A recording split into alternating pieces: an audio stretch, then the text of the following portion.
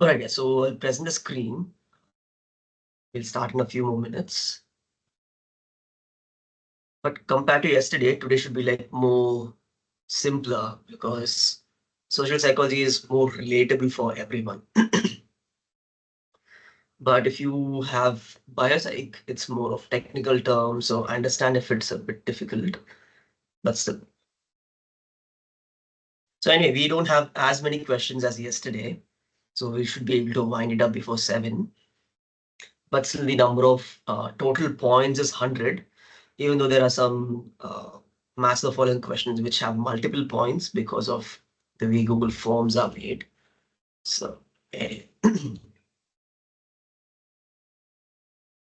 let's start with this. I really should remove these name and email. Anyway.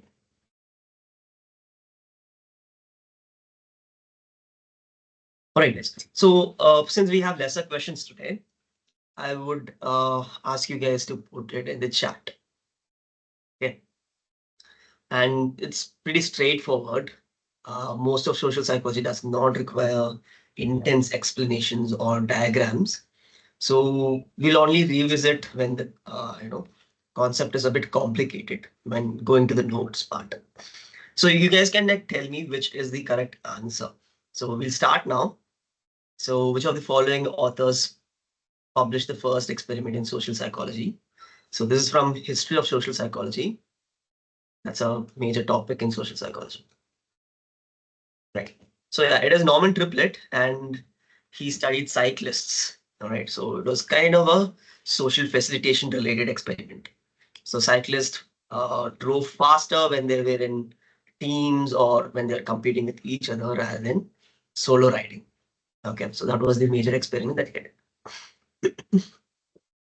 So second one, behavior as a function of interaction between the person and the environment is called dash perspective. Should be pretty easy. Right? Just from the question, you could get the answer. What perspective talks about interaction between person and environment?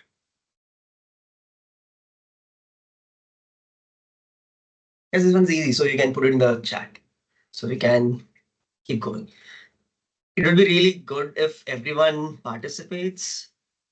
It's interaction perspective. So we talk about a person's behavior as in their own traits and an interaction with their environment. So it is an interaction perspective. It's not purely behavior perspective. So match the following phenomenon with the respective psychologists. Okay. So this one involves a lot of experiments that were done in social psychology and the authors who conducted those experiments.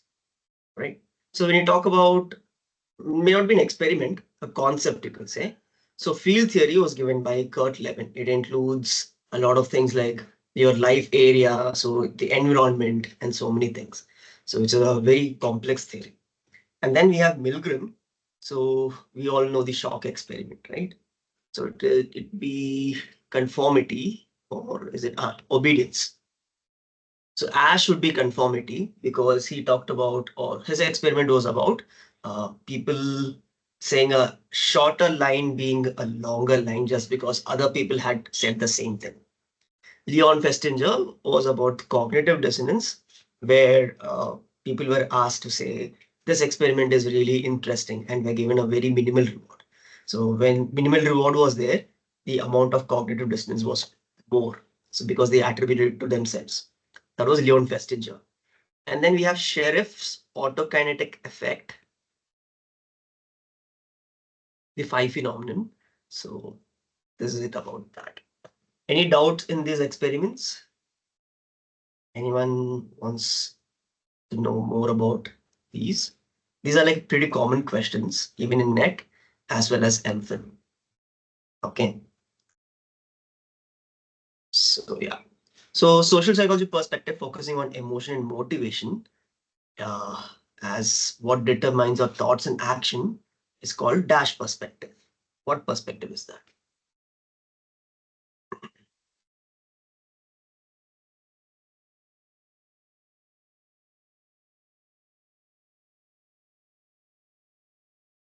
Come on, guys, it's a pretty easy question.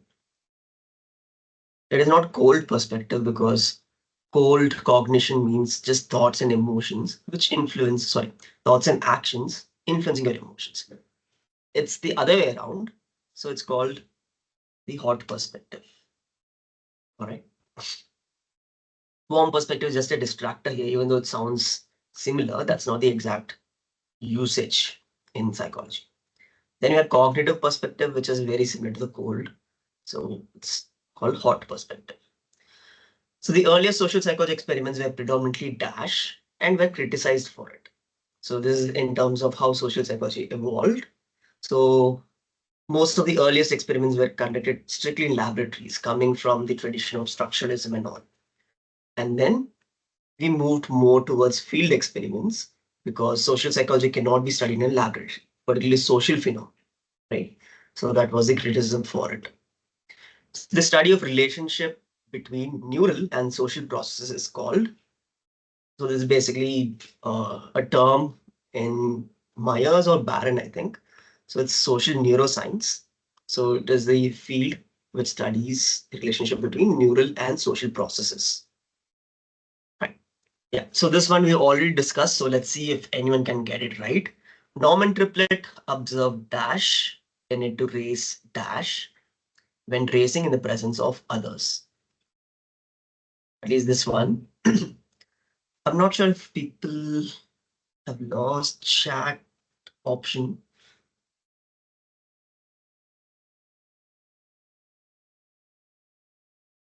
I'm not sure why some people have no chat option.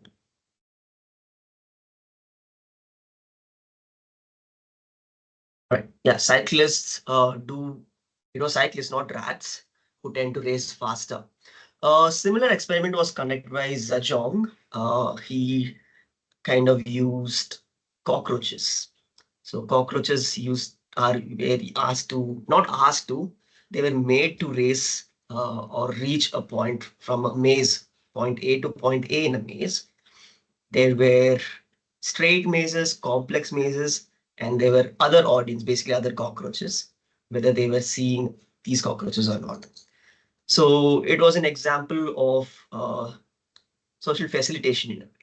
Okay, so cockroaches in the presence of others raced faster or went faster when the maze was very simple. All right. So anyway, so here we have cyclists racing faster. Social loafing is also called dash effect.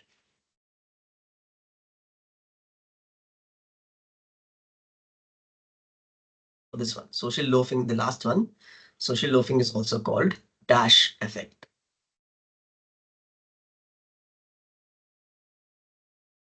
So we'll try to rule out the options. Triplet is about social facilitation because cyclists rode faster. McGurk effect is something else where,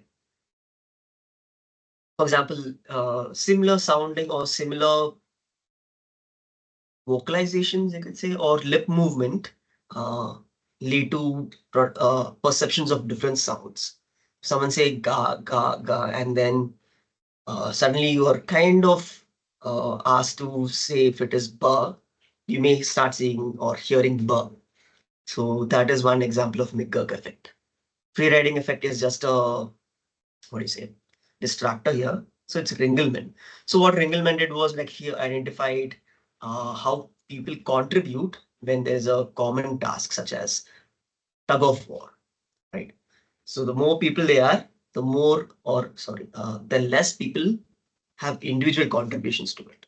So that's the Ringelmann effect, which is explained by social loafing, and hence we call it also Ringelmann effect. All right. So this was pretty easy. So I hope there are no doubts or questions here. So there's no need to even go back to the notes. So whenever you guys need any in-depth explanations, let me know. So I'll explain. I'll also use the notes for explanation. I'm not using the notes for every question because to save time. Yesterday it was like almost 2.5 hours, right? So anyway. So social perception is the next topic within social psychology. The tendency to explain others' actions from their dispositions even in the presence of some situational cause is dash. So as in like when others behave in a particular way, let's say others are coming late or they fell down. So we tell that they are a lazy person or they are clumsy, respectively, for falling down or for coming late, even though there could be other situational causes that are present there. So this is called correspondence bias. Correspondence bias, right? I think so. I'm usually confused between confirmation and correspondence. Yeah, it should be correspondence bias. Just check it out once.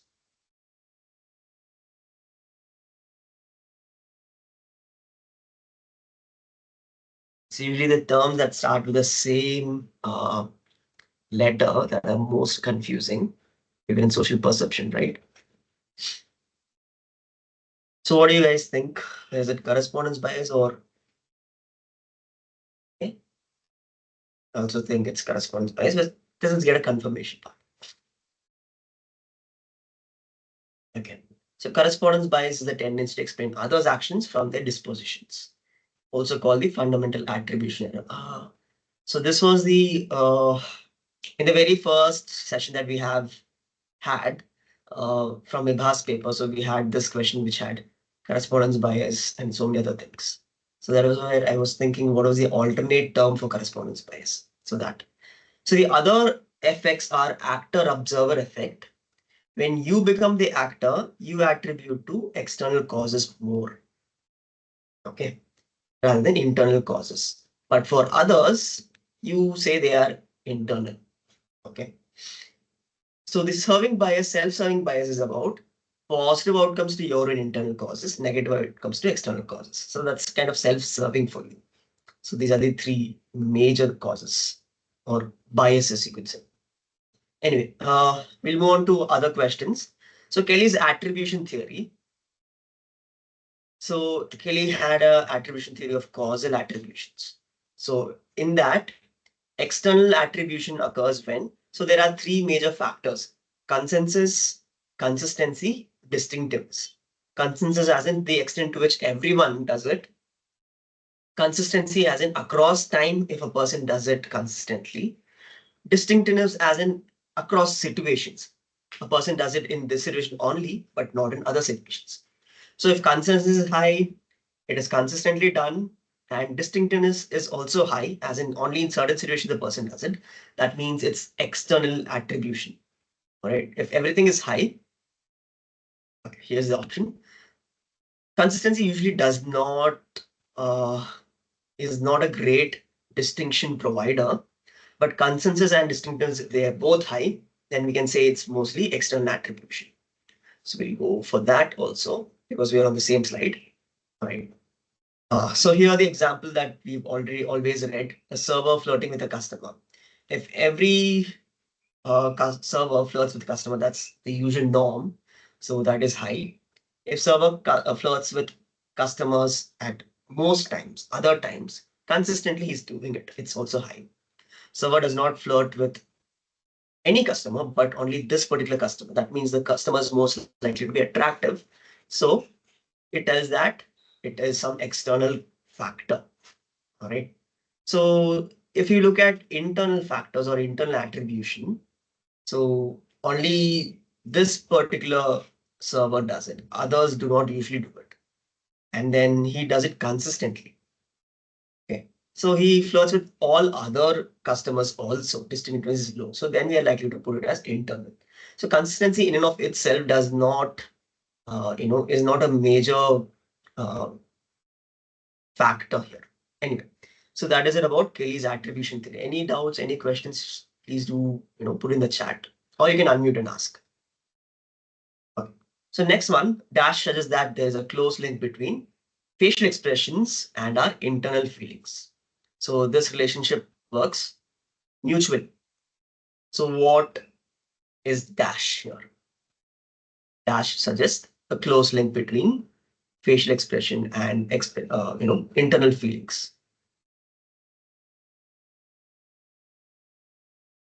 So this is better to read now.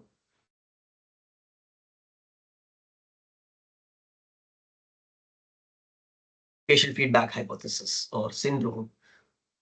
Sorry, not syndrome. Facial feedback hypothesis. Okay. Cool. So which of the following statements are true?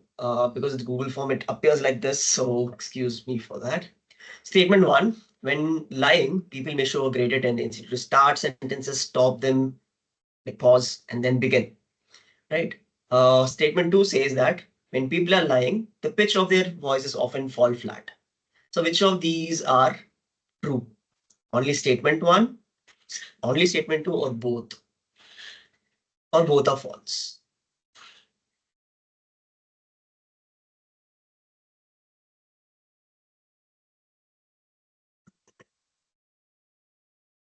Well, I'll tell you, people are usually likely to start, take a pause, and then begin because they are more likely to think of their lie.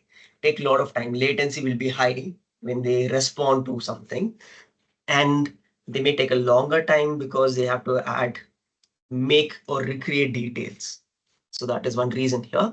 But statement two, that their pitch of voices fall flat, is not necessarily true or may not be true at all. So only statement one is true. Okay. So which of the following is not a channel of body language? So body language has various channels through which you express them. So which of the following is not a way of expressing body language? Touching, paralinguistic cues, posture, gestures. So which of the following is not a channel of body language?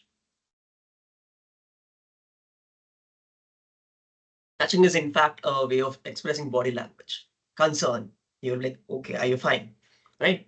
Paralinguistic cues are actually not a channel because it includes your intonation, your prosody, emphasizing on certain things, your tone of voice and all that. So they are not actually body language. They are more related to speech. So touching, posture, gestures are channels of body language. Right. So this is a part of social perception. I know it's like, why is this here? But it is part of social perception. Next, action identification is a phenomenon where dash interpretations focus on action itself, while dash interpretations focus on ultimate goals. If you can give an example, like superstitious belief could be one, all right? But that is a more higher level interpretation, which tells about life is such, things happen like this, so you have to keep living. Or it could be lower level interpretation in terms of it is just you didn't, do things carefully. So which level of interpretation focuses on the action itself? Which level of interpretation focuses on ultimate goals?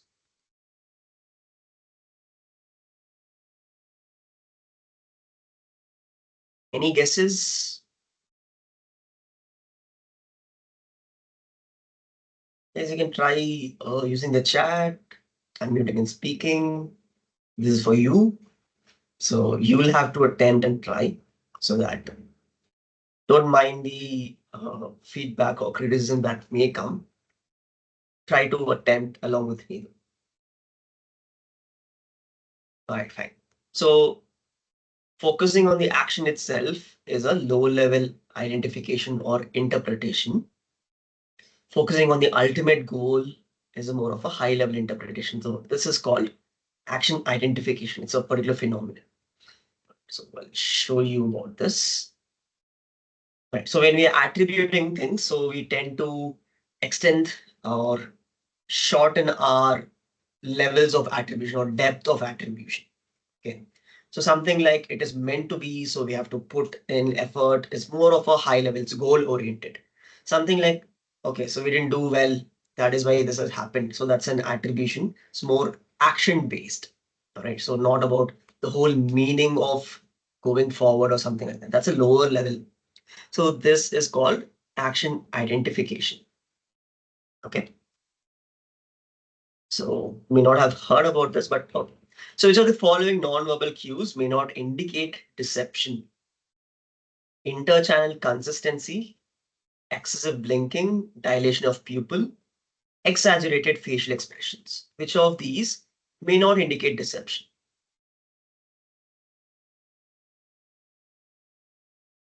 So usually when a person is trying to deceive, there may be excess arousal.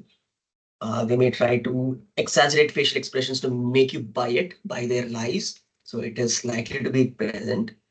Dilation also is likely to happen when they are aroused. Excessive blinking is also one way of self-soothing so that the anxiety comes down. Happens because of arousal. But interchannel inconsistency may indicate deception, as in uh, they're saying something, but their body language is different. Right? They're saying, I'm interested, but they're like having their hands closed or pointing their feet to the door. That means body language is saying they don't want to be here, but they're saying verbally that they are interested in the conversation. So that's an interchannel inconsistency.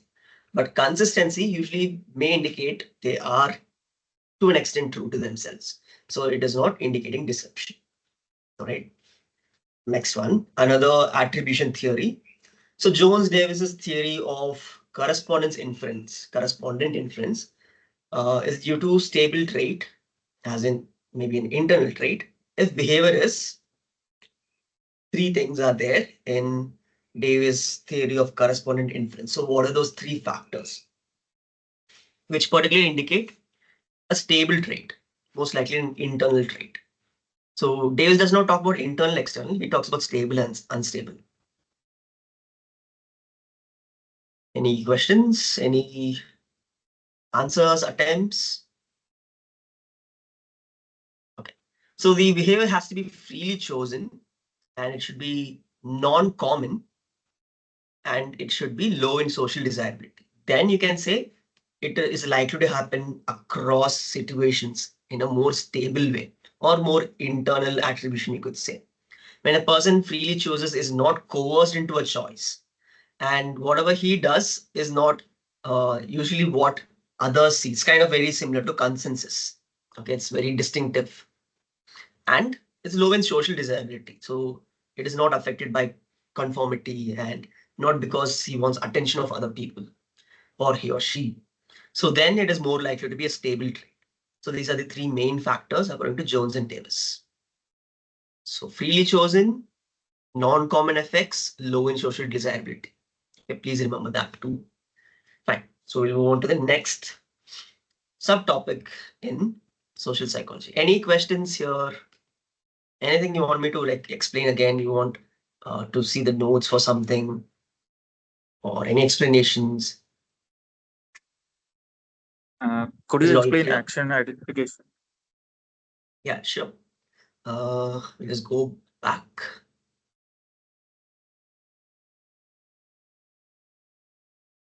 Right.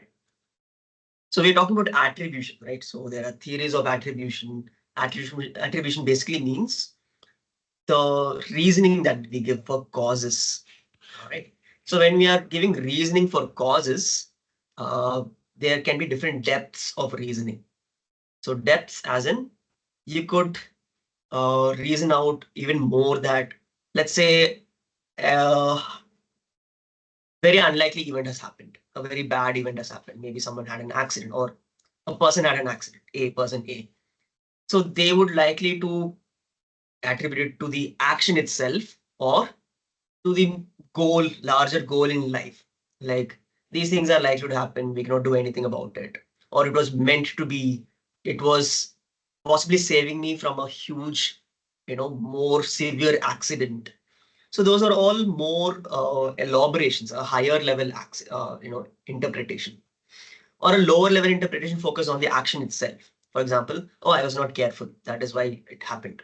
So the action was like, oh, brake had failed. So that is why this has happened. So anyway, talking about the action itself. So I was not careful. So I kind of just missed my attention. So they are lower level interpretations. So when you focus on the goal, you give higher level interpretations as in goal here is to continue living. So the goal and the interpretation are more likely to be maybe this accident saved me from a very huge accident. It could have been way worse. So those are higher level interpretations. So such a process is called action identification. All right. So lower levels focus on the action itself. Higher levels focus on ultimate goals, as in the um, you know end justifies the means sort of a way. Hope that clarifies things. Okay. Clear? Another question: why is it called interchannel consistent? Why is it called interchannel? So channels are basically like, body language, speech. So they are all considered channels. So channels as in the mode through which you communicate. Is this the one? Okay, fine. So you have verbal channel, you have non-verbal, right? So there should be between channel consistency. So in the example I said, like someone says they are interested in your conversation. Okay, so verbal channel is that I am very interested in your conversation. But non-verbally, you see that they are not making eye contact. They're looking elsewhere. Their hands are folded. Their feet are pointing towards the door. Just kind of screaming that they just want to exit this place. But if you again ask them, are you okay? So do you want to actually be here and have this conversation? They say, yeah, I'm very interested. So there is inconsistency between the verbal channel and the non-verbal channel.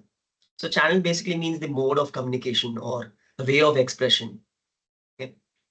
So between channel is inter-channel. Yeah, makes sense. Yeah, thanks. Anything else? Anyone What about the else? second question? Like what if there was the option of social perspective? The second question, like The questions kind of jumble each time we come to the page. Just let me know which question.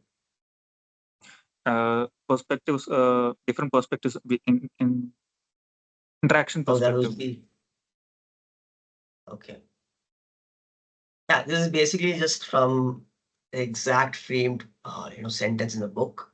Interaction perspective says that it is an interaction between person and the environment that matters, not his set of behaviors, which would be his personality, right? So it is not only environmental, it is not only behavioral in the sense that it is not only because of conditioning versus reinforcement. It is an interaction between their own views, attitudes, beliefs, and how the environment is like. So that is what is interaction perspective, right? What if the question came like interaction between the person, environment, and the behavior? It would be social perspective, I guess. Social, if it is more about what others influence you, so that would be social perspective instead of environmental. Environmental, social kind of go hand in hand in this example. Um, so in a group of 5 people, you are more likely to go with what they say. So that is more of social influence. But you may also say, no, I'll go with my own way. So that is talking about the person's innate tendencies. So it's an interaction between them. So if it is more on external influence, you can say social, environmental, and things like that. But anyway, social psychology does recognize its interaction. You may not get this question. It's just a very straightforward copy pasted from the text. So you may not get this question much in MPhil or even net. All right. Anything else? But so you guys are asking doubts proactively. Right. So we'll move on to social and group influences. Okay. So we already know what social facilitation is. So I'll directly answer it. So it is where there is a strengthening of a response. Okay, strengthening as in like increase in its intensity or it becoming more stronger in duration or maybe frequency and things like that. Most likely to be intensity of already well-learned tasks. So it should be dominant. But social facilitation is because of arousal when you are observed. So it may not, it may even make non-learned or uh, not so well-learned tasks less effective, right? So in social facilitation strengthens dominant tasks, but may weaken not so well-learned novel tasks if they particularly they're very complex. Anyway, so we'll move on to a master following question. So this is about the tactics that could be used. This is related to compliance. So what are the tactics that people use based on friendship, reciprocity, or commitment? And we have 4 such tactics or techniques. So based on friendship, so it basically means you try to get friendly with a person so that you make them comply to your requests. So it is called ingratiation. That's how it's spelled, I hope. So you make them, you appreciate them, you make them your friend, you get very friendly with them, uh, casual, very build trust and all that. So because of that, they are more likely to comply with your request. Reciprocity is that you kind of emphasize the need that they have to reciprocate. So another example which is not here is that you may be given a free sample. Now you feel obligated, oh, I should buy the actual product. So that's a way of reciprocity. Oh, I gave you something, you kind of should buy, even though it is not a rule. So you kind of feel the need. So then people comply to buy. So door in the face technique is kind of a tactic based on reciprocity. So door in the face basically says that you ask a very high request, which they say no to, and they may feel guilty about saying no. And then you come down to very low request, which you actually wanted to ask. So people will be like, okay, how long am I going to keep saying no? Let me say yes for this. So that is a tactic based on reciprocity. Then commitment, we already know the example of escalating from very small request to a slightly more, and a huge request. So that is the foot in the door technique. For example, a salesman asking and uh, asking for water. Can I sit for 5 minutes? Just listen to me. You don't have to buy. And then he'll be like, if you buy this, you'll get this also. So that is another technique. But he's escalating from just letting him in, you giving him small, maybe water or something, turning on the fan, and then he pitches and asks you to buy. So it's escalation in terms of commitment. So that's foot in the door. Because you have said yes so far, it's very difficult to say no. So we already know this. So any questions you may ask. We'll move on to the next one. Which of the following is false about social loafing? So people in groups loaf less when the task is challenging, appealing, or involving, which is true. If you make the task very challenging, they may take more responsibility and then do it without loafing. And if it is involving and appealing to them, so they will possibly do it. Groups loaf less when their members are friends. Yeah, in a group of friends, you are more likely to have connections with your friends and then wanting to stick to the common goal. You want the group to succeed. So you would not loaf as much. Group members will work hard when convinced that their individual efforts will get rewarded. So this is like, if you do more work, you'll get more rewards, right? So for example, things like uh, commissions, so or performance bonuses, they will make people less likely to loaf.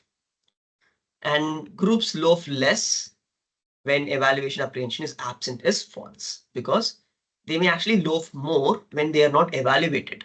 So if they don't feel that they are evaluated, they'll be like, no one is going to care, let me not do. So this is false, right? So next one, trivialization and self-affirmation, they can reduce what? You guys can try this.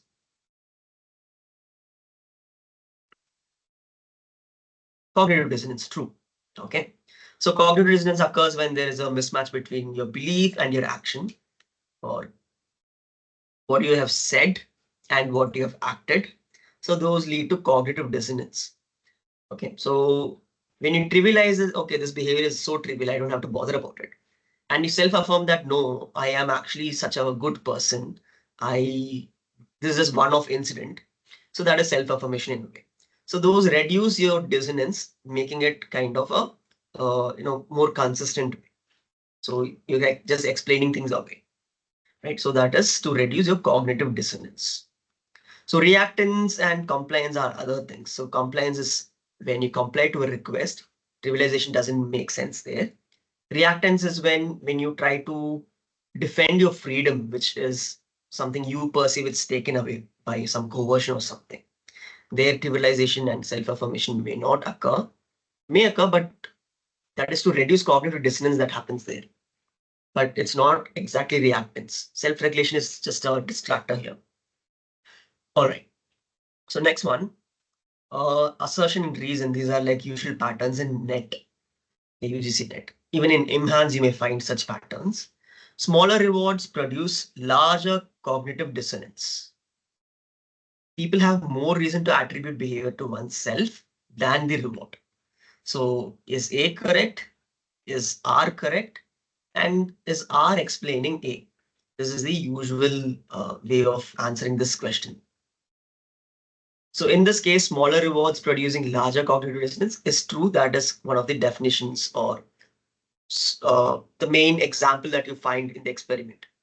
where there are groups. One group is given $1, one group is given $10. The group that was given $1 to say the experiment was interesting actually did so more because they were cognitively, uh, dissonance was high. I just got $1 and I'm actually saying it. And they were like, that means the experiment is actually likely to be interesting. So they kind of rechanged their attitude towards the experiment and consistently kept saying to other people.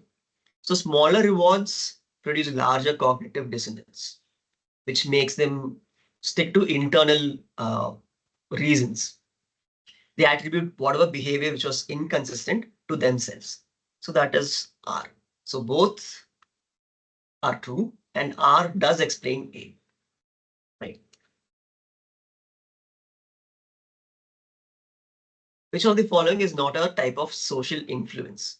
So social influence is basically where you change your behavior uh, in the influence of a group, basically to align with the group's attitude, align with the group's request, or something like that. So in here, compliance is to align with the direct request. Conformity, you see what the other group is doing, and then you kind of align with for normative or informative influences. Obedience is, again, not compliance, but you obey a command. It's not a request where you can decline, you have to obey a command. Social facilitation is not an exact type of social influence where it is about you either do better or no. There is no direct request. So there is no said rule or something here. So social facilitation is not an example of social influence. It could be a group influence, right? So it is not a social influence. If you want to see what we mean, this is a definition given in Barron for social influence.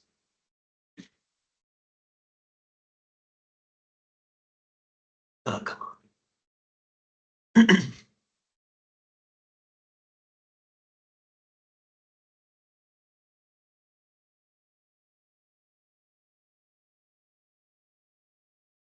Okay. Social influence is an effort by one or more persons to change their behavior, attitudes, or feelings of one or others. So it could be your own attitude change that you are doing to meet with the society, or someone else trying to change your attitude. Okay, so in social facilitation, that is not likely the case. Okay, right. Any doubts in that? Facilitation. So another assertion reason question. I made this like some few years back, so that was more towards net pattern. So that is why you have a lot of assertion reason here. Anyway, argument strength affects persuasion when central route to persuasion is engaged. Reason, people pay careful attention in the central route. Okay, so here basically says argument strength is more influential when you're using central route of persuasion. The reason being people pay careful attention when they are influenced by the central route. Okay, so both are true. Does R explain A, or only A or R is true? Any takers? Any attempts? Otherwise, only if you attempt, you'll know that you made a mistake or you're correct. And then, you can correct that mistake.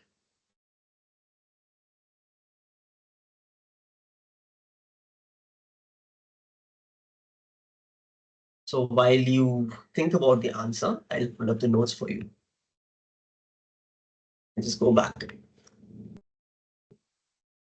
So it is still in group and social influence. So there's in persuasion. So there are two routes of persuasion. One is the central route and the other is peripheral route. People have said A. So in the central route, you try to reason logically, say things for them to become convinced. So for example, if you're selling a bike, you say it's 250cc bike and it has so many features, ABS, and it has good suspension and it comes for this cost. So it is basically the features and which makes it more logical.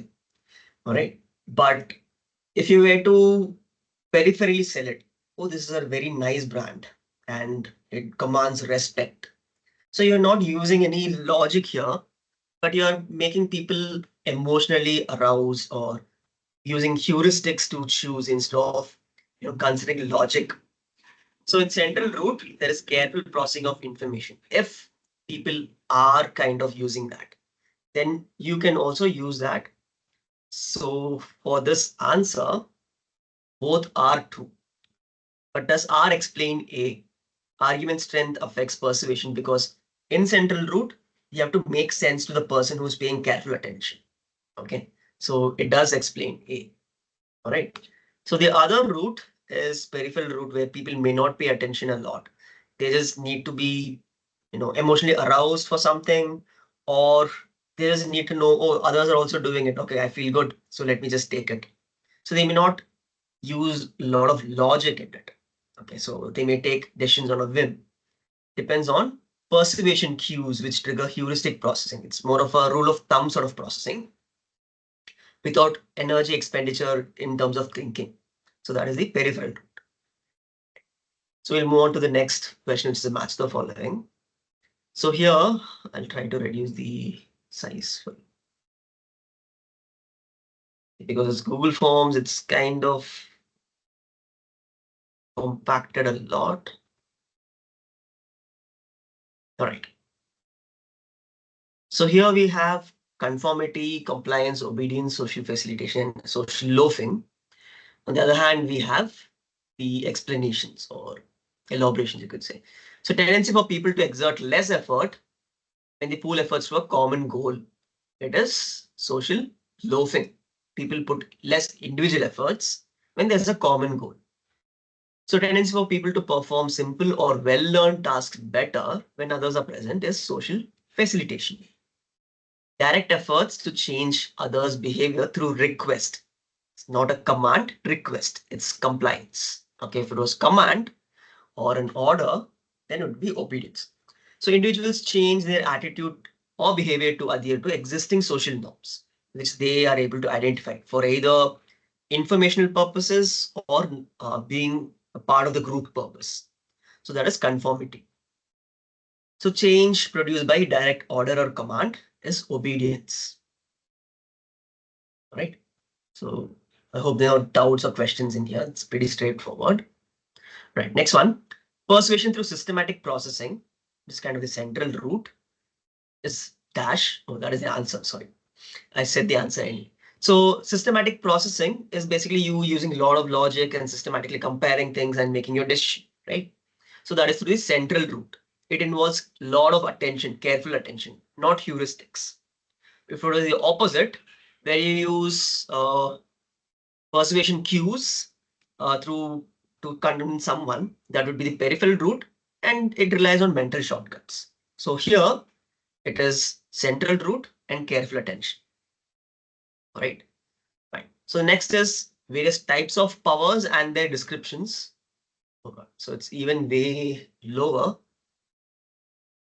I'll read it out so that you have all, or we'll go one by one. So how many? We have 6 options.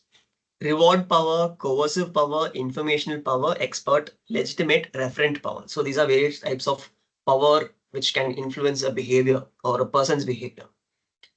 So when a person identifies with or is attracted to or some respect for the source of influence. All right. So what sort of a power it is? It's not reward, it's not coercive, it's not because of information or expertise, it's not legitimate. It's more of referent power because the other person is popular, other person is attractive. They are more likely to be, someone you want to affiliate with. All right. So that is referent power. So targets believe that influencer is authorized by a recognized power structure. For example, like law enforcement.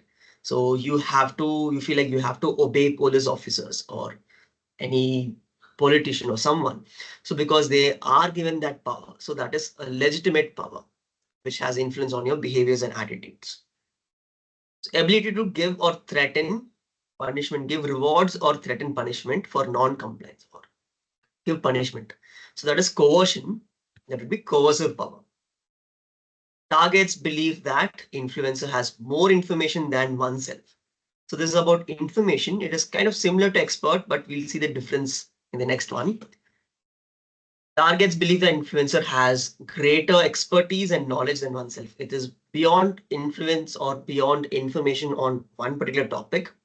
It is about years of experience that they have had and years of practical knowledge that they have, not just information. So that is expert power. Lastly, ability to give or promise rewards, that would be reward power. Okay, so by giving rewards, they are influencing you. So that is reward power. Most likely parents giving rewards for children to kind of make them do things, that could be reward power. If parents say, I'm going to beat you up, that would be coercive power. Information power, I don't think so parents would do that, but anyway. So we'll move on to the next one. Any questions or doubts here? Is it all clear? So pretty straightforward. So next is the phenomenon that we observe: reactance, forewarning, selective avoidance, ego depletion, and counter argument. These could be some reactions to persuasion. All right. The first one, when a capacity to self-regulate has been reduced because of prior expenditure of limited resource. I'll give you an example. When you're trying to diet, okay, follow a diet, and in the morning you ate a salad, evening you're craving something, you buy burger, pizza, biryani, or something. So that is basically ego depletion because you have expended your resources to control something like your urge, self-regulate basically. Now you don't have resources for self-regulation. So that is ego depletion. Negative reactions to efforts by others to reduce or limit personal freedom. So whenever there's this word called freedom, you can just click or choose reactance. So whenever you perceive that others are trying to restrict your range of choices or restrict your freedom, you react because you want to exercise your choice. It's like someone says, don't go there. Why not? I will go there, right? So that is reactance. So that is not something else like non-conformity, which is kind of related, but the exact term is reactance. Next one, when we are exposed to persuasive messages, contrary to our existing views, we actively counter-argue against them. So this is to defend our own attitudes and beliefs so that we don't get cognitive dissonance. So the word here is already there, counter-argue actively. So it is active counter-argument. So it's very straightforward.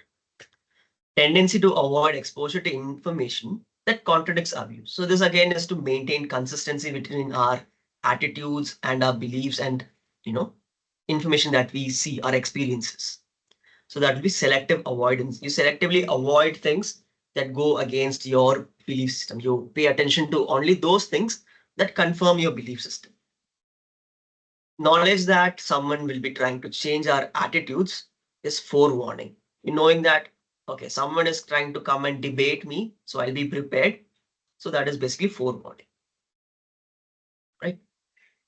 So we move on. Any questions, any doubts? Anything you guys want me to repeat, explain, or go over the notes? Anything at all?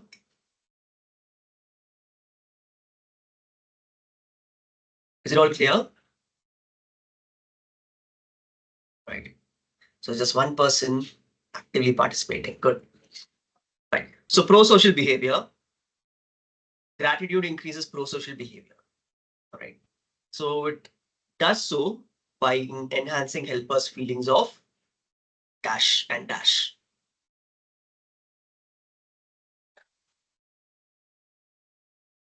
So this is about pro-social behavior when someone is helping.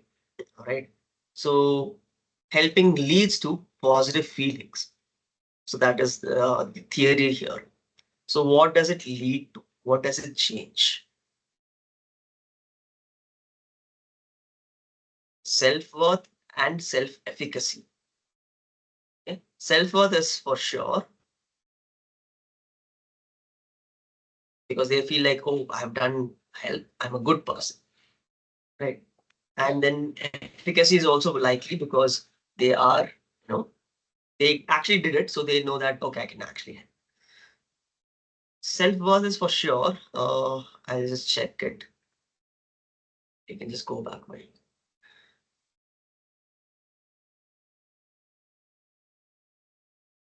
Especially when there are like two things starting with the same letter, so I get confused. That is my you know way of confirming it.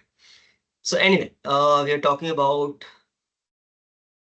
the empathetic joy hypothesis, right? Yeah.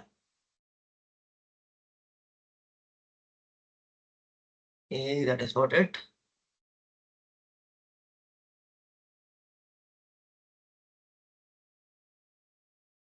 Hmm. So gratitude increases pro-social behavior because of self-worth and self-efficacy. All right, cool. Okay, so that was correct. So it is not self-confidence, even though it's similar to self-efficacy. So I just wanted to confirm that. Right. So this is more of just distractors being very similar to each other. So it is word to word, self-worth and self-efficacy. Right. So anyway, moving on.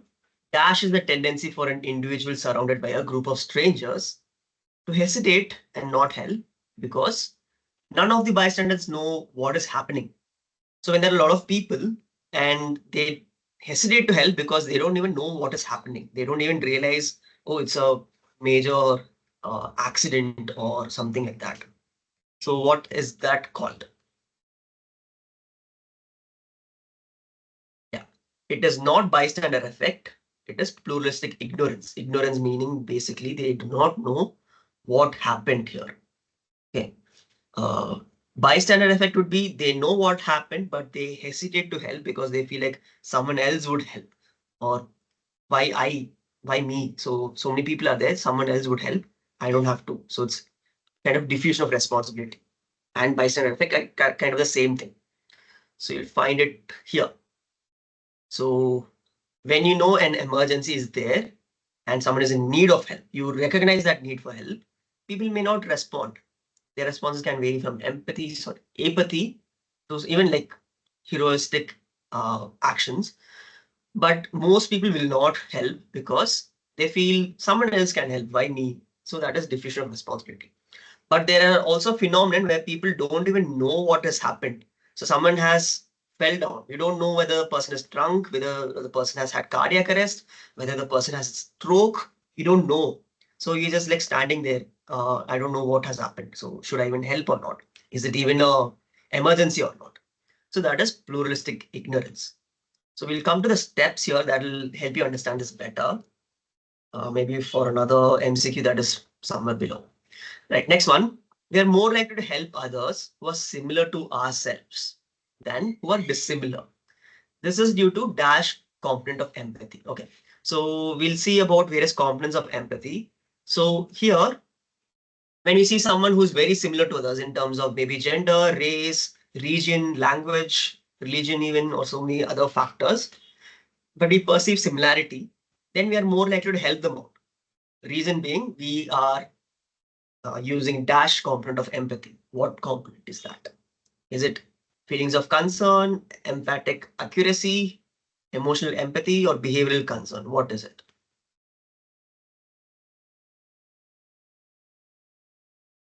It's not emphatic accuracy. It is not behavioral concern. It's not even a component of empathy. Feelings of concern is more similar to sympathy, you feeling concern for themselves. So you are more likely to feel or resonate with the other person in terms of emotions that are felt also. So it is emotional empathy. So we'll go for the detailed explanation here for you to understand. All right. Right. So it's under the empathy altruism hypothesis. So here we help those in need because we experience concern for empathy. This is in general. All right. So empathy has three distinct components. There's an emotional component, so which involves us sharing similarity of emotions with others. All right. Us feeling the same emotions as them. Someone is going through pain. We also feel that pain. That is the emotional aspect. But in cognitive component, we just know they're going through pain. We know their thoughts, but we don't experience the same pain. So that is accurate empathy, where we know, okay, this person is going through pain. They are thinking these things, but we don't feel along with them. Concern is feelings of concern to help them. In general, this is the usual motivator for helping. But when we do have someone who's very similar to us, so there it is not emphatic accuracy or it is not concern that is predominantly at play. It is the emotional component of empathy, which becomes even more activated, you could say. Right? You feel the same emotion as them even more because they appear very similar to us or they are very similar to us. So it leads to increased concern and then you help. Right? So that is the answer here. All right. What are the three components of empathy? We just saw that emotional component, cognitive component, concern. It is not behavioral aspect. It does not involve positivity and all that. Emotional aspect, emotional empathy, cognitive component, emphatic accuracy, and concern. So these are the three components of empathy. Right. So match the description with the correct hypothesis or model. So we have various hypotheses of empathy. I know it's a bit to the right. So we'll go one question at a time. We help others as a means of increasing our own status and reputation. This is not altruism. This is not negative state relief. You don't get joy from that. It is to enhance your reputation. It's competitive altruism. So you compete in terms of helping others so that you get better in terms of your status and reputation compared to other people. So mostly politicians do this, right? So I helped this, I contributed this, and so many things. They would like brandish their own accomplishments so that they appear, more high status and have a better reputation. It's not defensive helping or it's not reciprocal either. Of course, they may be motivated by reciprocal to get votes, but it's predominantly for high status. So we help others who are related to us because this increases the likelihood that our genes will be transmitted to future generations who are related to us by blood. So that is kinship selection theory. If someone is like, deathbed or they're kind of less or like in a dire situation, you're more likely to help them compared to someone who's unrelated to you. So that is because you kind of unconsciously want your genes to survive. That's the hypothesis here. Helping behavior aimed at reducing threat posed by out groups to one's own in group. So it's like you help your uh, friend or an enemy so that they don't attack you, right? So this is more of defensive altruism or defensive helping, not altruism, helping. Altruism means that you don't have a motive or something like that. People help other people in order to relieve and make less negative of their own emotional discomfort. If you see someone suffering, you may have the same pain and suffering. You may even feel guilt if you don't help. By helping, you're trying to relieve yourself of that guilt or negative emotions. So that is negative state relief model. We help those in need because we experience empathic concern for them. So this is empathy altruism. We just saw that emphatic concern in general predicts our altruism. All right. So helping stems from positive reactions the recipients show when they help, when they receive help, and positive feelings in return induces in us. So you help someone, they smile and all, and that makes you happy. So that is basically emphatic joy hypothesis. You get joy from helping because whatever others experience is uh, kind of contagious. All right. So last one, we help people unrelated to us because helping is usually reciprocated. If you help someone, they'll help you back. It's reciprocal altruism theory. So these are the various hypotheses of altruism. So we can see that here. So we have the empathy altruism because we have concern for them. So we help them. Negative state relief, to reduce negative emotions, could be guilt, could be the pain that we find in empathy. Joy is about we get such positive effects which are seen in the person who's receiving help. We have competitive altruism, kinship, reciprocal, and also defensive helping, so that if we help the other government, they may not attack us or they may let us go or something like that. Any doubts or questions in this?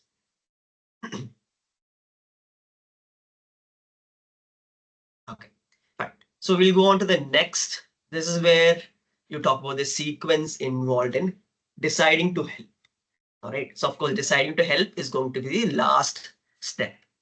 But first one is about noticing that something unusual is happening. All right. So this is where pluralistic ignorance can have an impact.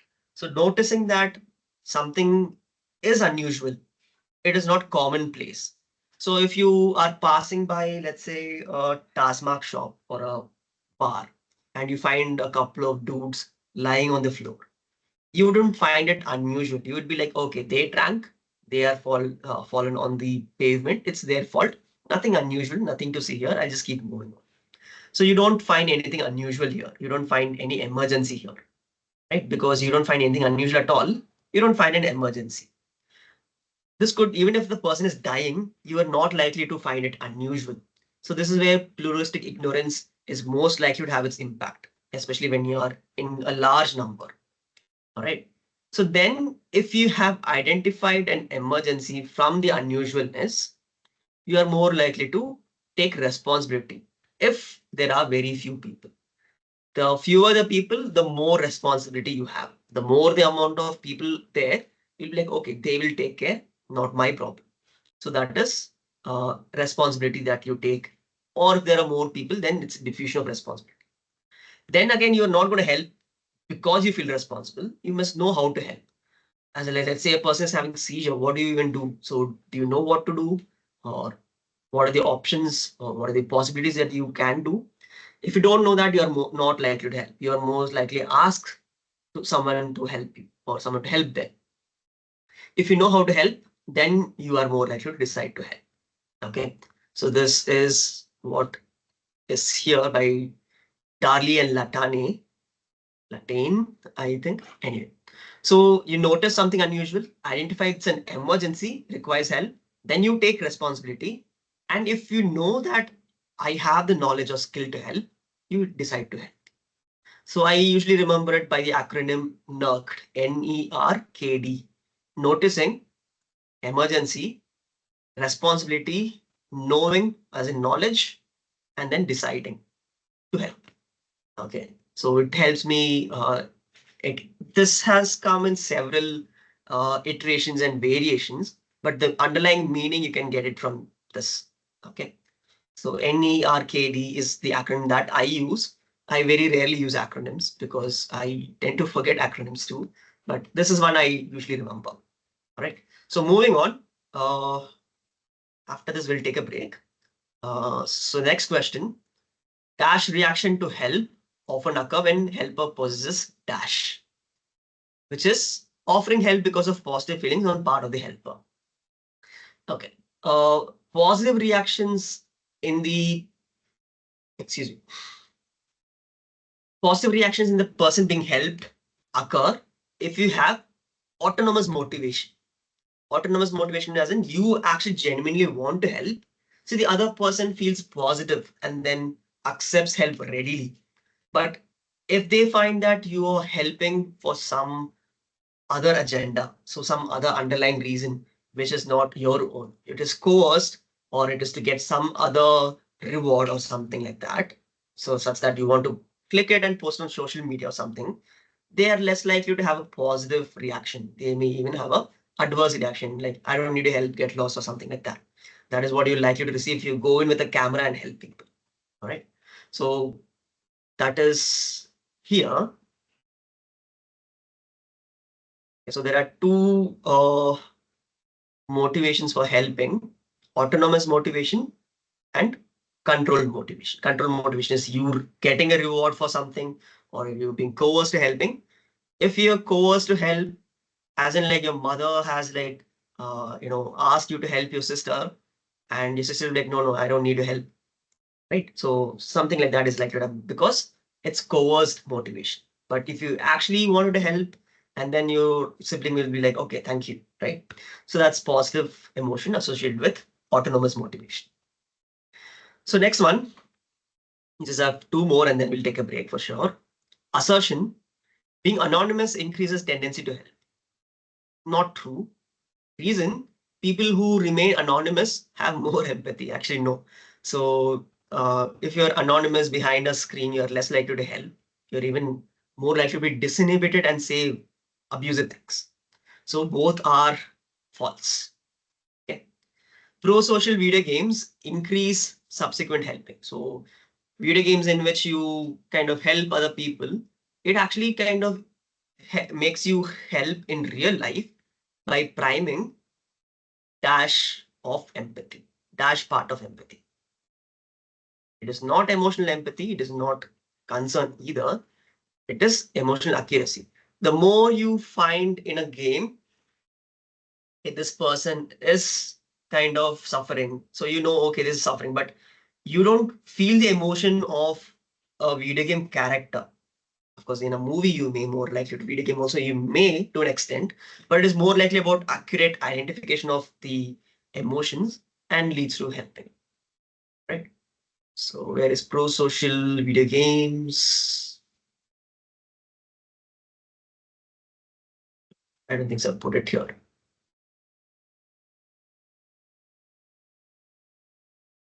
Yeah. So, hmm. So they prime pro-social thoughts, building cognitive frameworks and related effects. So through accurate empathy. Okay. So we'll take a break now. Any doubts or questions? We just have also the aggression and interpersonal. Oh, we have three more sections, not two, three more sections. We'll come back. We'll be able to wind it up. These MCQs, yeah, these are like part of the paid one, but I'm just still putting it across for people. So yeah, we'll see about that. I'll try to make this more answerable through forms and then we'll share it. Right. Anyway, so we'll take a break now. So we'll come back by 6:20.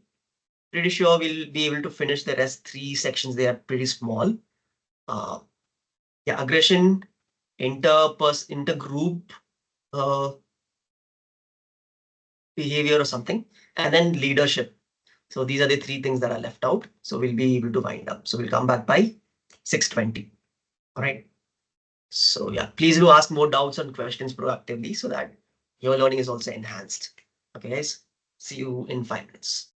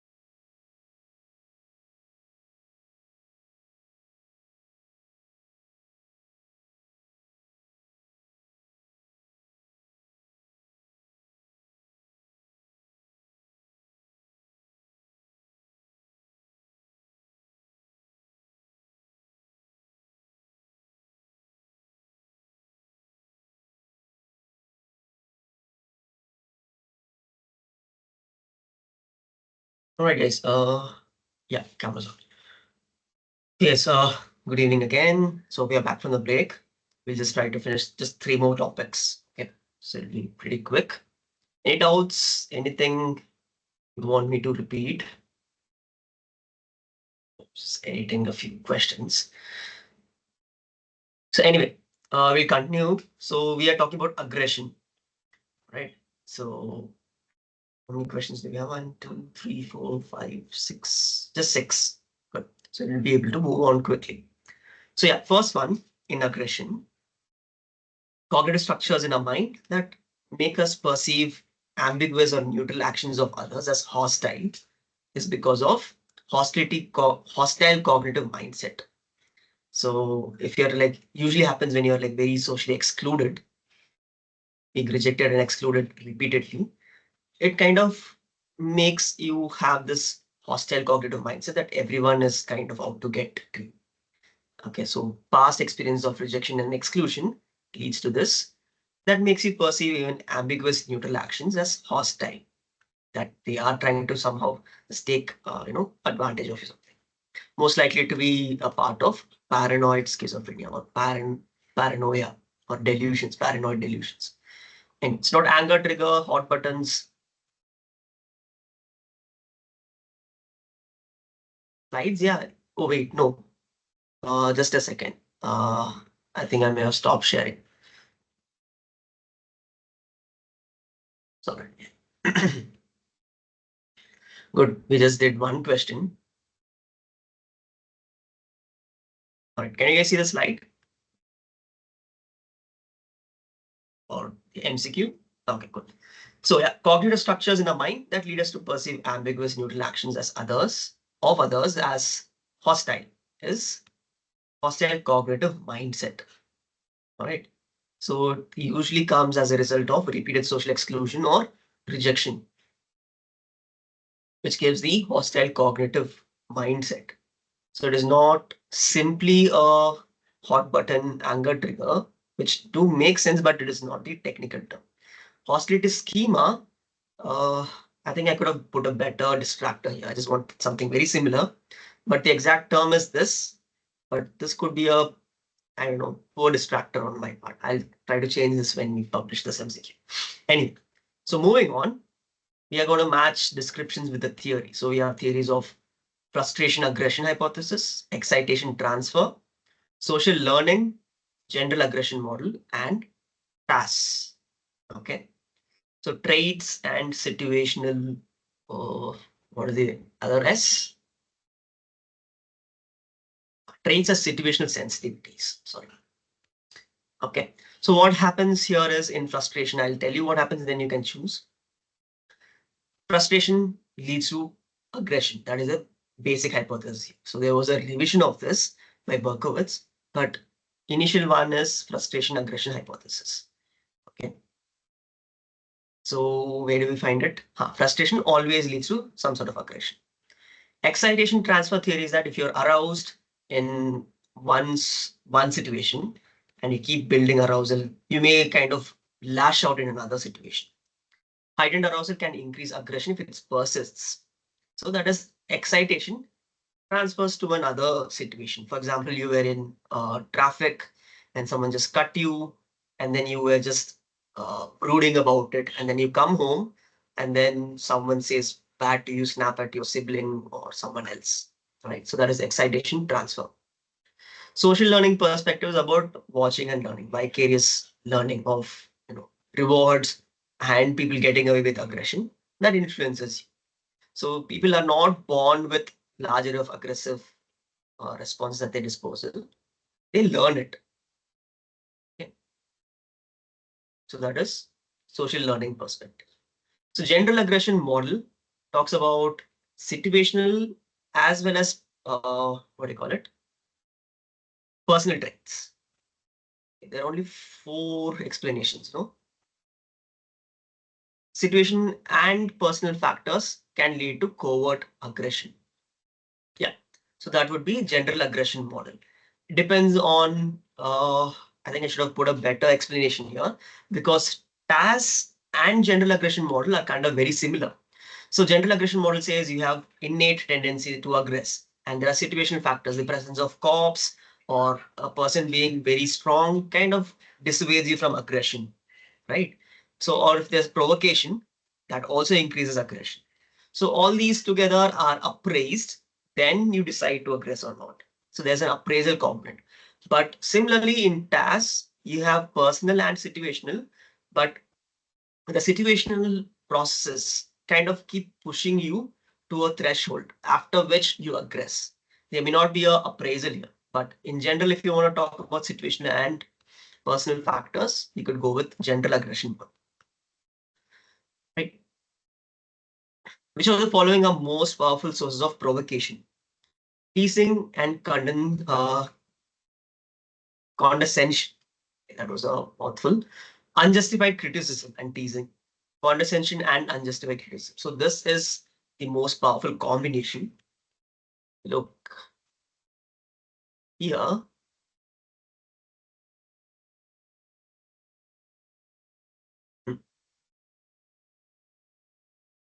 Actions by others are called provocations.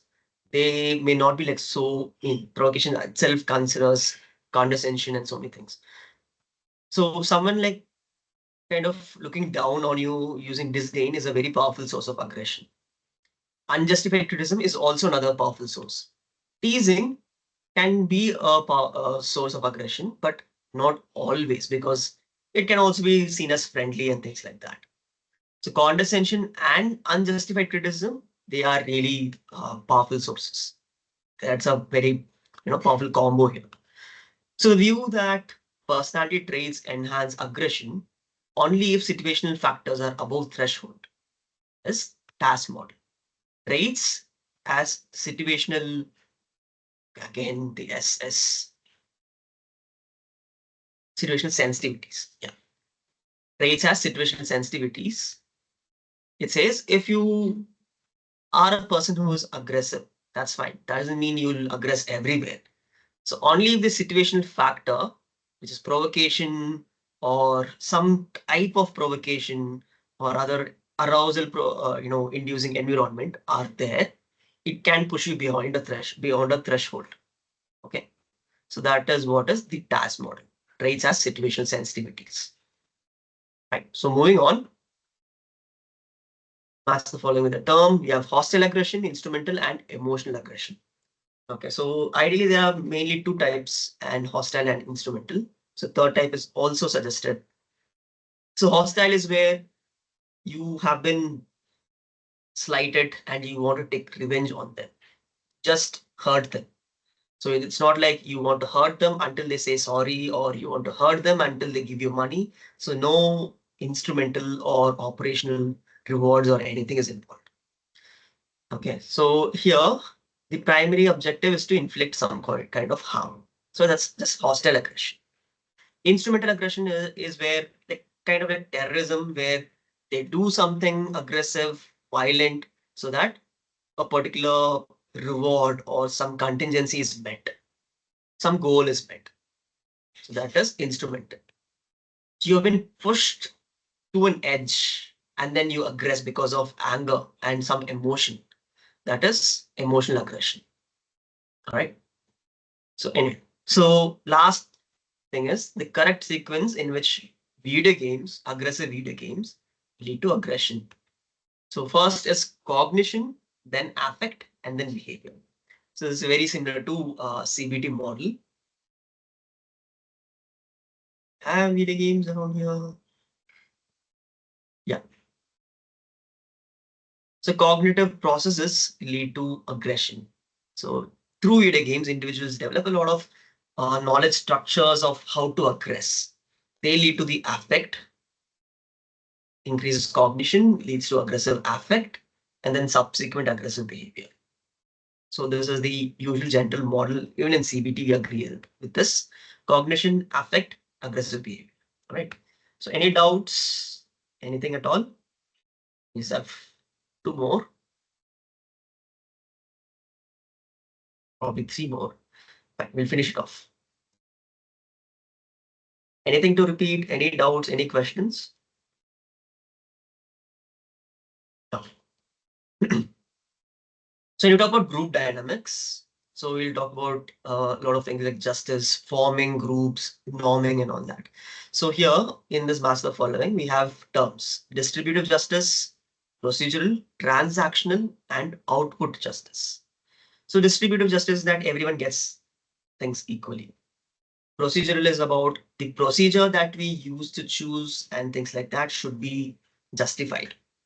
Transactional is about more about equity. Okay, so we look at the explanations and we can find it out.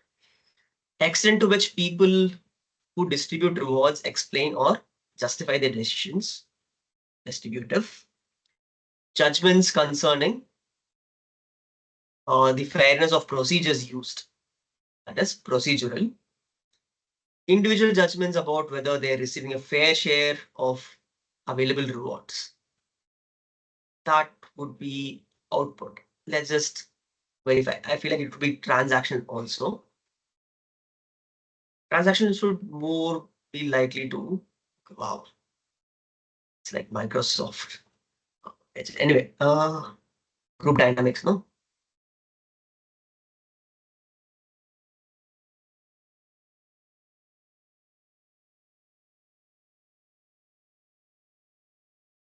The internet is possibly slow.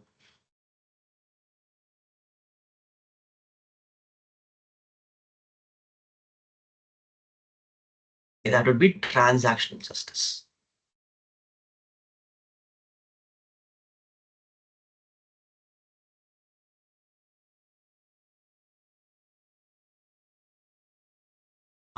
Okay. So I think we had it a bit mixed up. That was where my cognitive dissonance was on peak. So yeah, in terms of distributive justice, so whether a group receives fair share of rewards or not, it's about distribution. It's kind of about the outcome, right? In terms of procedure, judgment concerning the fairness, which we got it right. There was no issue here. In terms of transactional justice, it's about how much people justify and explain it. Okay. So to show courtesy to those who receive a particular reward or distributed reward.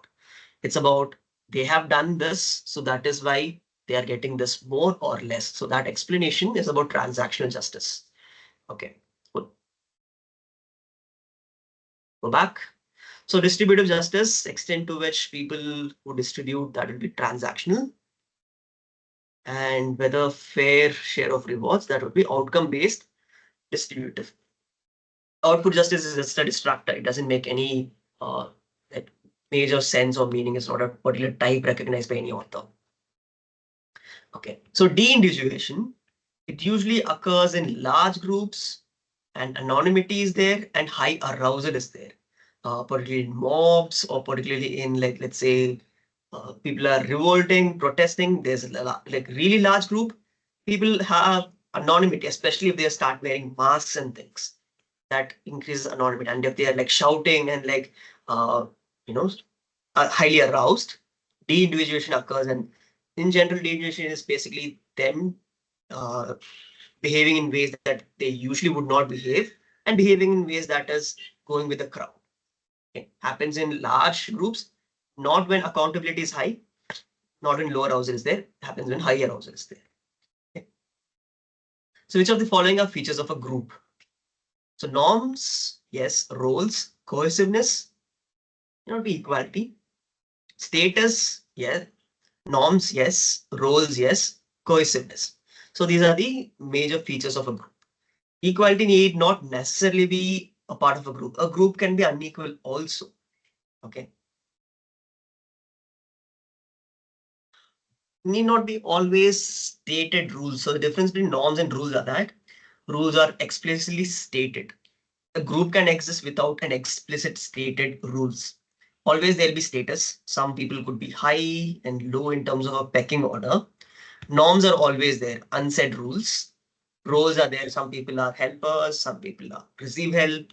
So there are various roles people play, and group is always cohesive. So you'll find that in all these options. So these are the four major features of a group. We can have a look at the PPT also.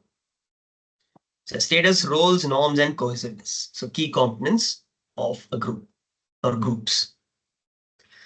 So match the following description with their respective terms.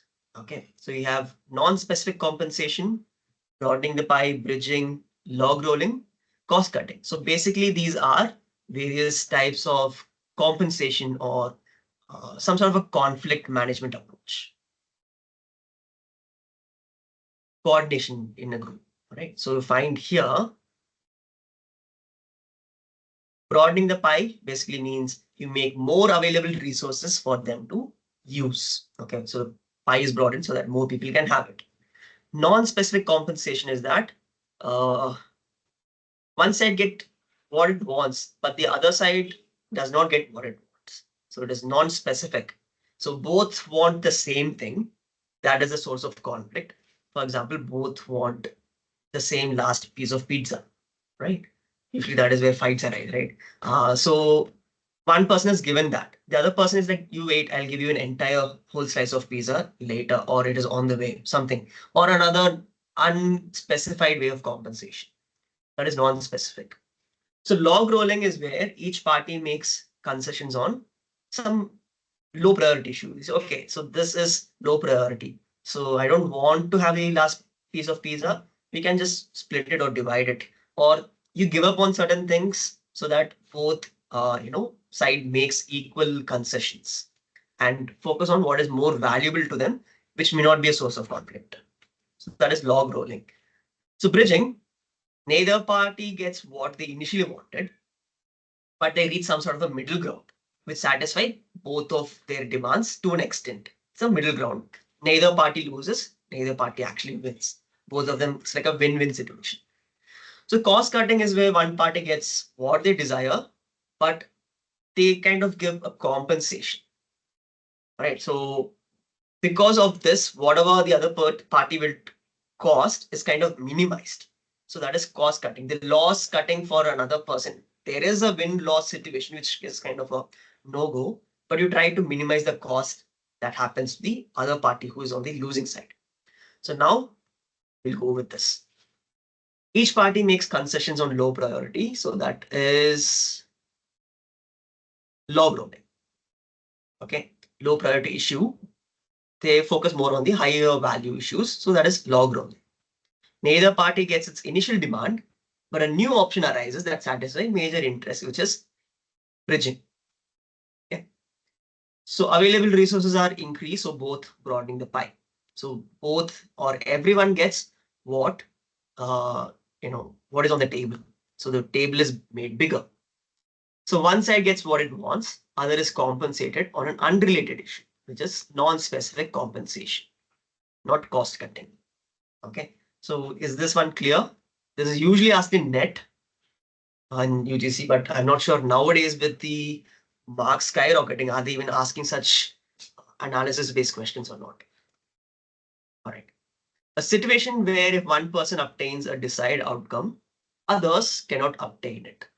All right. So this is more of a zero-sum game. So you get something, the other person cannot get it.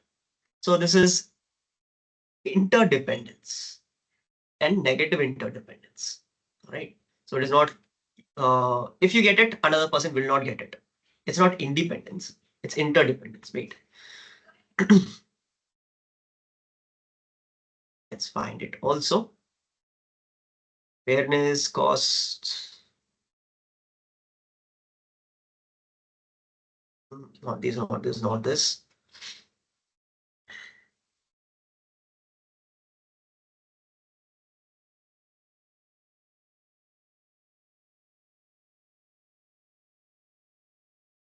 It's groupthink. Yeah.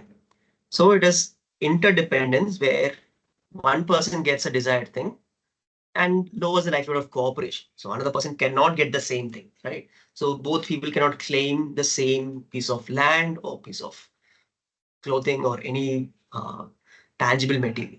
So it is an interdependence, not independence that you also get it, I also get it independently. So it's not that. Fine. So de-individuation results in decreased self-awareness. Yes. Decreased self-restraint also.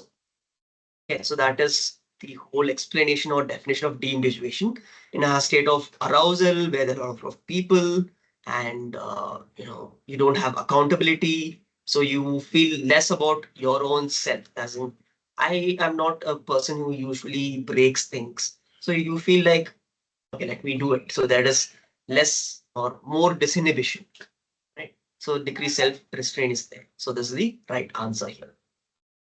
Splintering of a group into distinct factions is called schisms.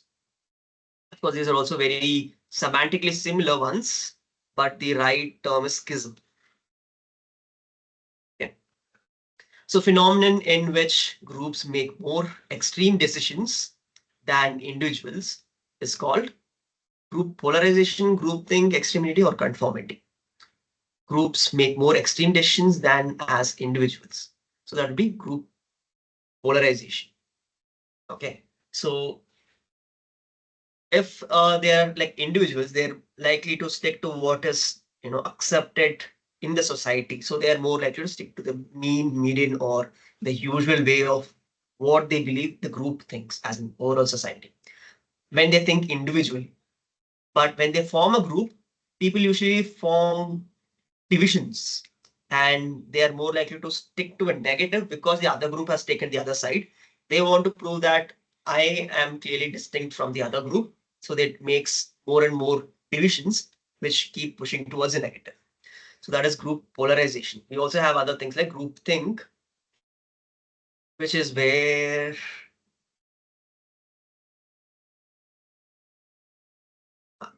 so they believe, particularly in a very cohesive group, they assume that whatever they think as a group is most correct. They cannot go wrong at all. And anything contrary to this particular majority view is wrong. So that is groupthink. So group polarization is what we just described. Okay, so extreme decisions are made. What are the other things? Extremity and conformity. Okay, they are distractors. Extremity is similar to group polarization. It's just a semantic meaning. Conformity we know. So because there is social or group influence, you tend to align with the group's thing. Conformity may explain group polarization, but it is not the exact term. All right. So that would be group polarization. So then choose the correct arrangement of events in group formation.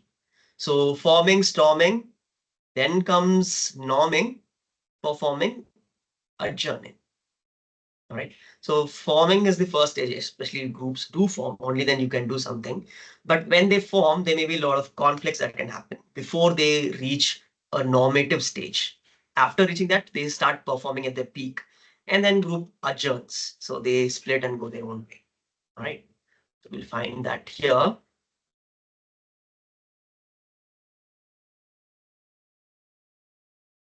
Forming, storming, norming, performing, and adjourning. This is by Bruce Tuckman. You can remember this. Most likely they'll not ask for author names, but it's just better to remember it. Okay. Only in MPhil, I find like they ask author names more often than net. So that's just one of my observations. So anyway, any doubts, questions? Can you move on? Okay, so just have two more and we do have time. Any doubts or questions?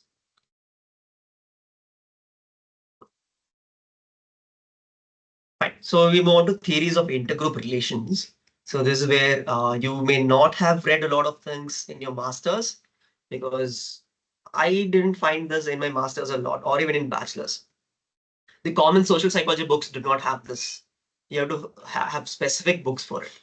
Anyway, social mobility occurs in dash intergroup conditions. Usually it's unstable and legitimate. We'll go and find it. Let's go back. So social mobility is like moving from one status, economic status, or could be anything other status also, to another status. It happens when there is instability in the group. Stability, we'll check it out. And I'm kind of on the wall about this. So these are all Tajfeld's minimal group experiments, which are very interesting reads.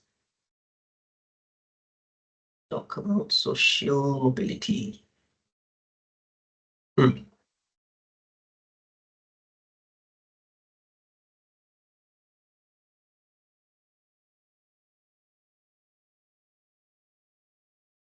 Okay, so what happens when there is stability and legitimacy? Okay, you're right about legitimacy.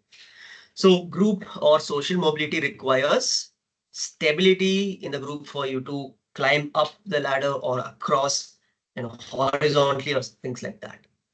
So when you have inadequate social identity, that is what I thought as instability, which is my bad. So you see change, and change seeking strategies can be uh, if there is an alternative, or if you have to like just cognitively, change your mind, where there is no actual action based alternative. So if there is stability in the structures, you can keep moving up the structures. So that is social mobility, right? So stability and legitimacy is what is required. My bad for unstable choice. Anyway, so match the theories with the authors. So we'll just go through this because you may have not learned this in your masters. So Tajfel gave the minimal group experiments. All right. So just by identity, you will be like more likely to behave in that identity. So that was one of the experiments Tajfel did. With 64 schoolboys. Yeah, is there another word for it that I'm like searching for particularly?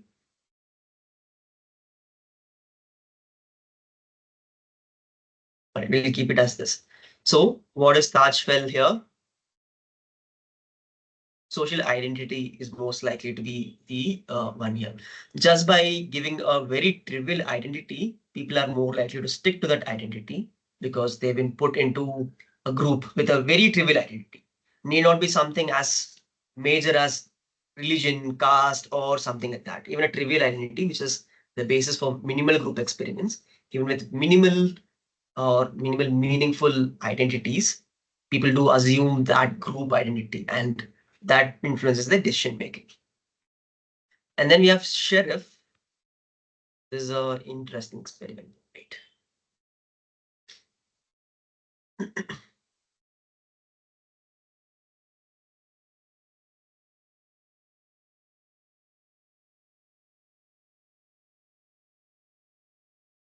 Yeah.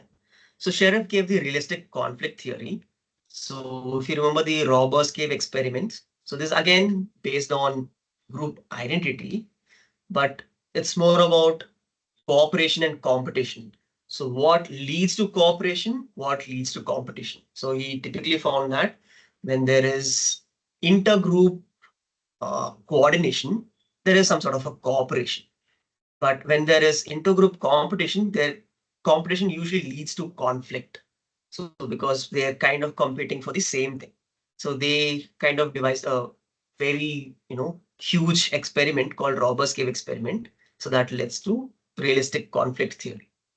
So sheriff would be realistic conflict theory. Runciman we just saw is relative deprivation theory. So relative deprivation says that relative to your input, the output is higher for someone else. Both of you are having the same inputs, but someone is getting a higher output as in reward. So you feel deprived. Your expectation and your attainments are, there's a discrepancy in them. So that leads to some sort of a conflict. That leads to you wanting change. So that is the relative deprivation theory by Runciman. What else we have? Balance theory is by Hyder. So we look at that, and social exchange theory by Hole.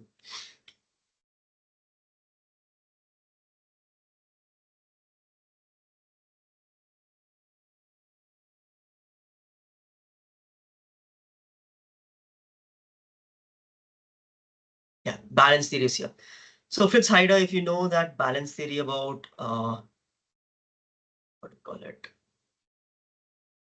Let's say you like something, your friend also likes something, and both of you like something, and so it's kind of like balanced, right? So you hate someone, and that someone hates another person. So you form bonds with this other person. So it's kind of balanced. So it's the POX system. So the number of negatives has to be even in the system for you to be balanced, or number of positives have to be odd, as in positives. You like something, your friend also likes something, but your friend hates something which you like. So that's unbalanced. So this is the whole understanding behind what is it? Balance theory. It's given by Hyder. So Homan gave the social exchange theory. So George C. Homans, he proposed the social exchange theory for explaining face-to-face social interchange that occurs between people. All right. So it's not about just liking others. It's in the social exchange theory, which is influenced by you saying hi and like a lot of strokes, similar to you could say transaction analysis, positive reinforcements, and some cause that you perceive kind of influence how you interact with others. It's a two-party interaction system. We'll not go too much into it because we have more MCQs to finish. So Tajfel is social identity theory. Sheriff is about realistic conflict theory based on uh, Robert's cave experiment. Tajfel also gave the uh, minimal group experiments, right? Runciman, the relative deprivation theory. Hyder is about balance theory. Homan gave the social exchange theory.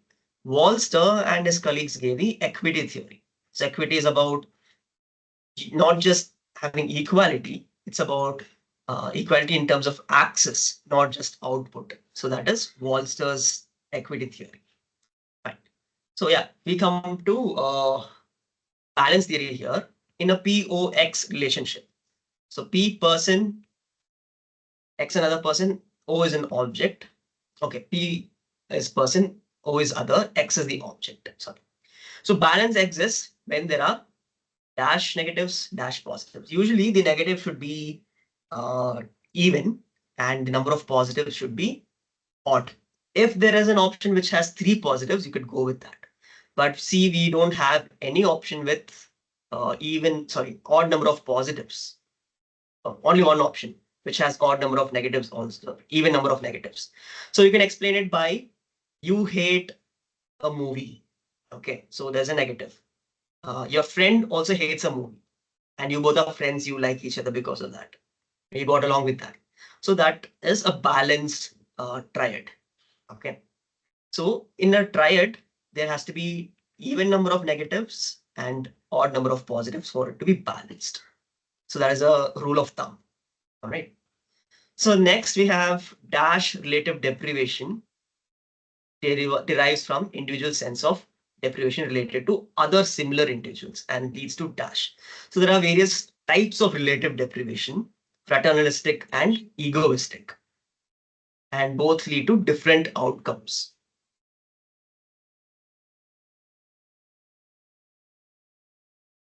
Okay, where did that go?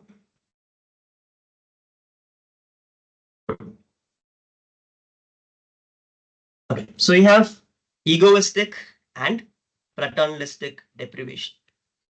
Okay. So fraternalistic deprivation is about you having demonstrations, breaking law because you feel like there is a huge, you know, collective relative deprivation that is happening. Right.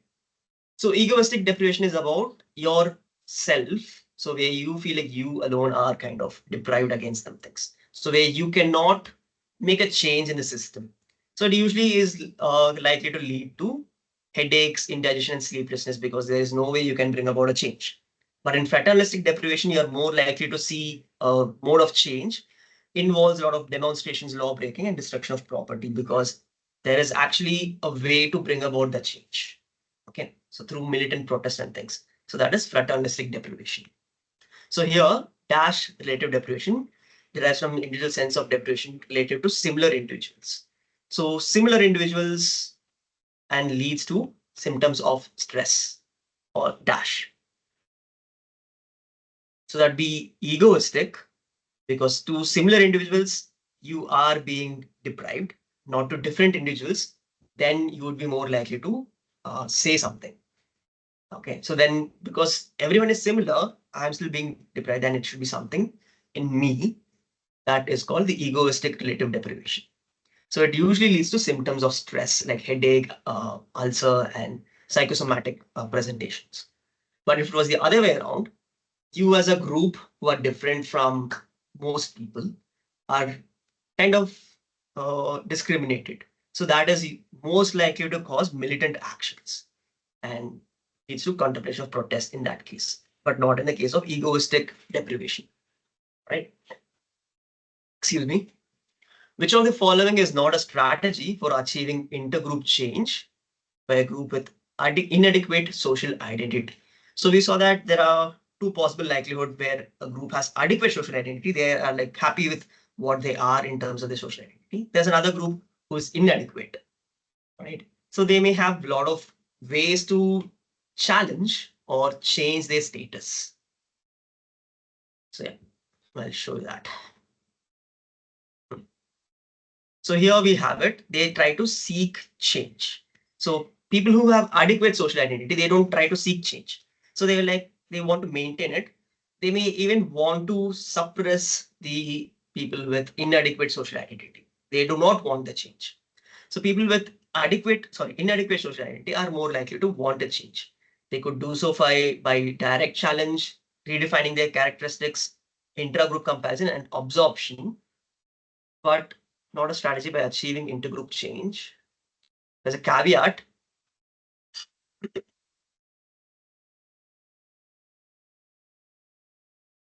I think the question is a bit weirdly framed. That is my bad. So strategy for achieving intergroup change, changing groups between them.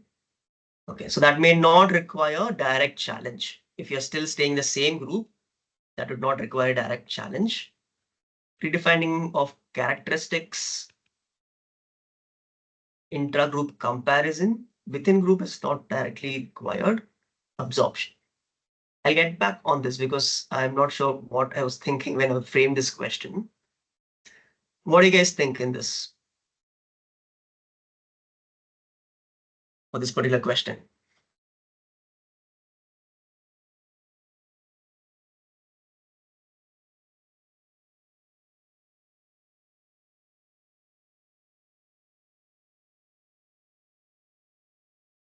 So cognitive alternatives are these direct challenge, redefining the characteristics so that you kind of feel less cognitive dissonance, get absorbed into a larger group.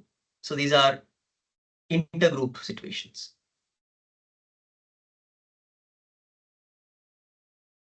I should have clearly put cognitive versus cognitive is not there. So the question is kind of a bit vague. So that is the whole reason for the confusion here. I'll try to edit the question, and when you publish it, so we'll have that specifier. So the specifier should have been cognitive alternative being present or not. So then it would be intra-group comparisons or social mobility, intergroup comparisons. So when cognitive alternative is not there, so that should have been the specifier here. That's the reason for the confusion. So yeah. So yeah, we'll think that there is lack of cognitive alternatives. So you cannot directly challenge because it's very difficult. So you compare between groups and then you feel better. So there is either social mobility or you compare between groups to feel better. So that is intra-group comparison. So that would be the answer if cognitive strategies are absent. Okay. So yeah, sorry for the confusion there. Anyway, so we'll move on. Match the concepts with respective theory. So we have social identity theory, relative deprivation, realistic conflict, realistic deprivation, which is not a theory, it is a distractor for you. Equity, balance theory, social exchange theory. All right. So we have examples here. So relative deprivation is where you have fraternalistic deprivation. Social identity is where you have social categorization. Realistic conflict is where you have a superordinate goal, then everyone kind of comes together and cooperate.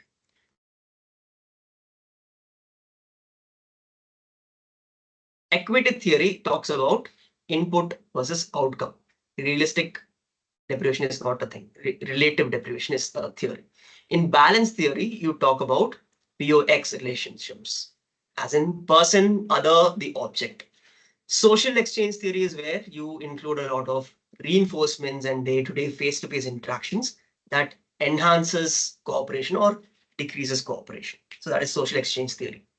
So to recap, social identity is about categorization. Any types of categorization can lead to differences and you sticking to that identity. Relative deprivation is similar to people like you or compared to people who are different from you, you are deprived relatively. That can lead to frustration or even conflict. Realistic conflict is about when there is competition, there is conflict. When there is cooperation, which is between them, or when there's superordinate goal, there is likely to be cooperation. There's not a particular theory. Equity theory is about input outcome, but for a more tweaked version of access and things like that. Balance theory is about POX relationships given by Hyder, and social exchange theory is not explained here, but it involves reinforcements and negative reinforcements in face-to-face communications, right? So we'll move on to the last one. We'll just take 5 minutes to finish this. Any doubts or questions here? Is it clear? Anything to be explained again? Fine. So we just have a few questions, 1 to 3 questions. We'll be done in a few minutes. So contingency theory given by Fiedler does not include which of the following as dimensions. So contingency theory is related to organization structure. So it's about this particular situation, this particular decision is most appropriate, right? So that is what contingency theory is about. So we have about 3 or 4 different contingencies.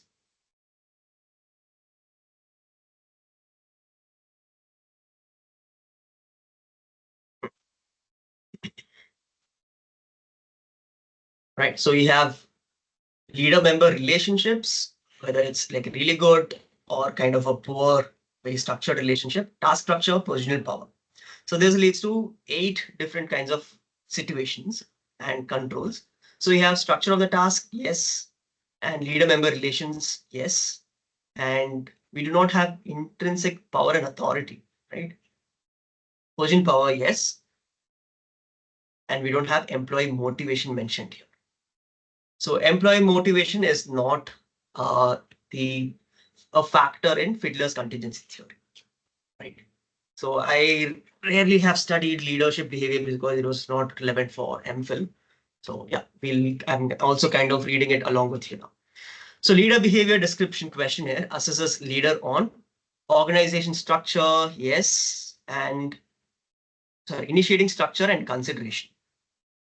So these are the 2 main traits or characteristics on which LBDQ leader behavior description questionnaire is based. That, yeah. So on initiating structure and consideration. So that is giving you various types of leadership, autocratic, democratic, and laissez-faire. It's very similar to parenting in a way. Okay, you can use that as your reference. So last question, match the following description with the leadership styles: autocratic, democratic, laissez-faire, and consultative leadership. So only these 3 are legit types. The last one is just a distractor for you. So in autocratic, left the group to its own devices and generally intervene minimally. No, that would be laissez-faire. Called for suggestions, discussed plans, and behave like ordinary club members. So third one is organized club activities, give orders, were aloof, and focus exclusively on task at hand. That would be autocratic. Them giving commands, but not giving hand-holding or some sort of a support when it is required. So democratic, call for suggestions, discuss plans, behave like an ordinary club member where everyone does put in effort. So these are the main 3 kinds of leadership. Okay. So productivity is high, growth. So how do we consider in terms of consideration and initiating structure? So liking for leader is less because they do not give things. So consideration would be low in autocratic leadership. but initiating structure would be high. In democratic leadership, both are high. In laissez-faire, both are low. So we don't have a fourth kind, which is not very useful either.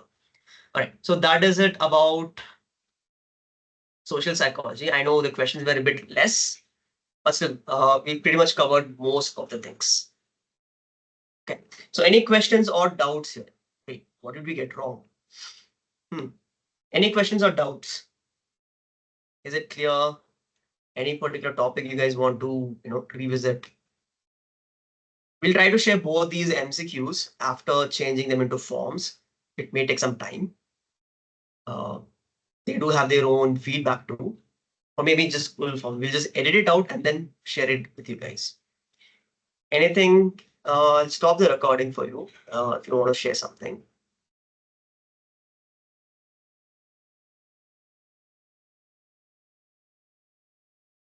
So compared to biopsych, this should be rather easy. So hope you guys had more, correct answers here.